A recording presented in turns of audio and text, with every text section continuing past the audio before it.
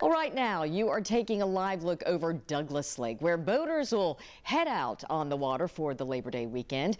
Tennessee wildlife officers are urging you to stay safe while on the water and have a sober driver.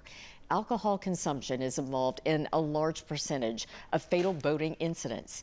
10 News reporter Ellis Roll joining us with more details about how to keep your family and friends safe on the water this weekend. Ellis. Robin, there have been 16 boating-related deaths in the state of Tennessee so far this year, and the Coast Guard says alcohol consumption is the leading cause of boating deaths across the country. Now, the TVA and the TWRA want boaters to know a few things before they head out on the water this weekend.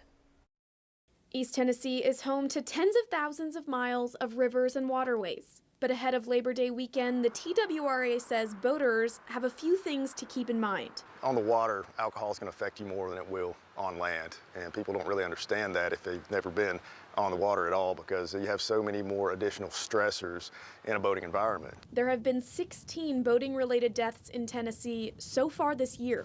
And alcohol is the leading cause of fatal boating accidents across the country. Boating under the influence is a 100% preventable situation. You know, we have the power to choose to not drink and boat. So I'm just asking folks to be responsible and do that. You know, don't be the reason someone dies in a boating accident this year. And while you're out there this weekend, you might notice something different.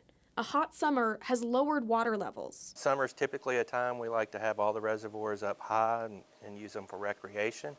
But one thing about it is all these reservoirs are, the biggest variable in them is the weather. The TVA has been working all summer to keep the waterways as full as possible. There's still plenty of water in the reservoirs.